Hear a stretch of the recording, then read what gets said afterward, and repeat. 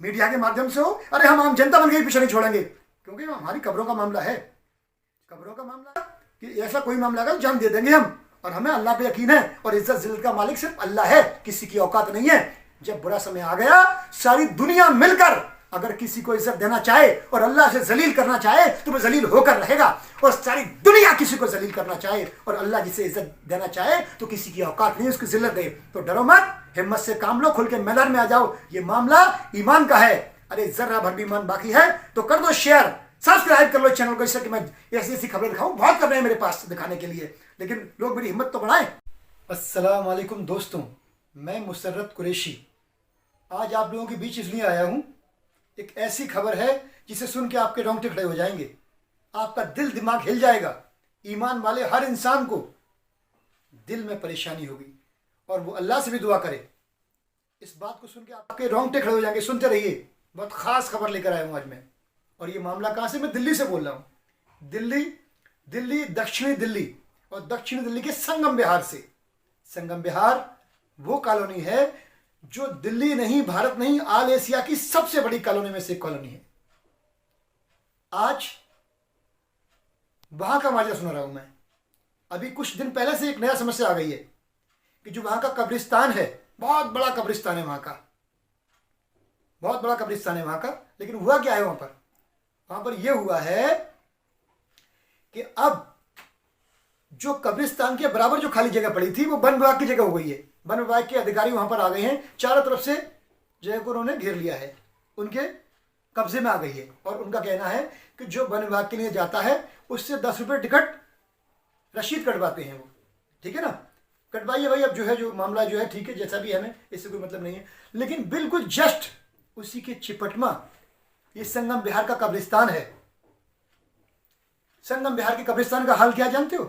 अब किसी का इंतकाल होगा तो पहले एंट्री करेगा तो वहां से रसीद कटवाए। रसीद 10 रुपए की रसीद कट रही है।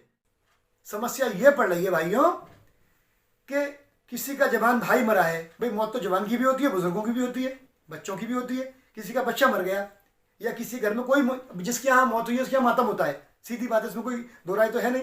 अब वो आए मैयत को लेकर तो पहले रसीद टिकट कटवाए वहां का, तब एंट्री करा देंगे कब्रिस्तान के अंदर ये वन विभाग वाले, तब एंट्री करा देंगे। उसके साथ 50 लोग हैं, 100 लोग हैं, सबका वो इंतजाम करके जाए, 10-10 रुपये टिकट कटवाए।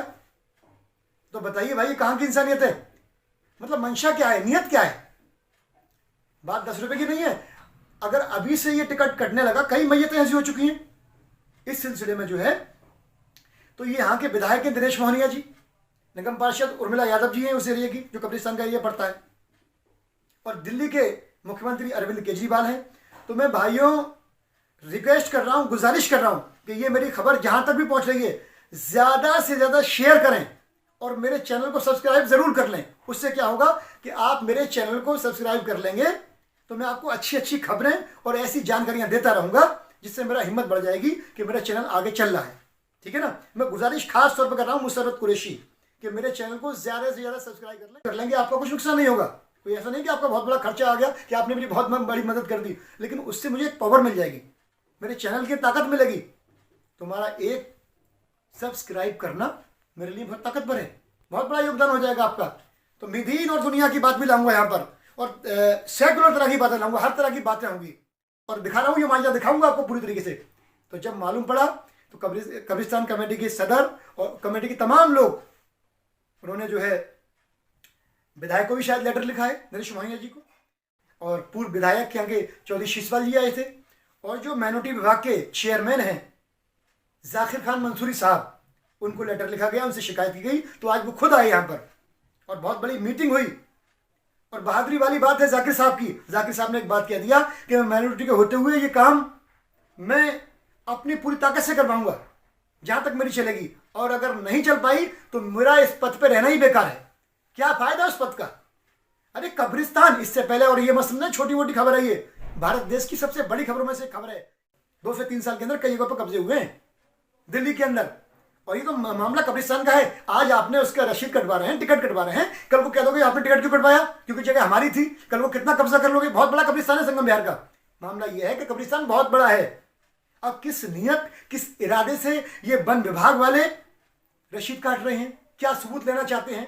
तो आज और मैं दिखा रहा हूं आपको, बिल्कुल मैं वहां पहुंचा हूं, हमारी पूरी टीम वहां पहुंची है और बहुत से पत्रकार पहुंचे हैं। ये कोई मसाले लगाने वाली या झूठी या बनावटी बात नहीं है भाई, कब्र का मामला है, हर किसी को मरना है, और जिसे नहीं मरना है, जिसे अल्लाह के मुंह नहीं दिखाना है, वो देख के खबर को अनदेखा कर दे। लेकिन जो ईमान वाला है, ईमान वाला मुसलमान, ईमान वाला कोई भी हो, वो किसी धर्म का हो, चाहे हिंदू हो, मुस्लिम हो, सिख, ईसाई हो, जो इंसानियत पसंद इंसान है, जो सेकुलर हैं, जो इंसानियत को पसंद करते हैं, उनका कर्तव्य बनता है कि इसको खबर को शेयर कर दें और चैनल को सब्सक्राइब कर लें, जिससे कि मैं अच्छी खबर दिखा सकूं, क्योंकि हमारी हिम्मत जनता है, आप लोग हैं, ठीक है ना।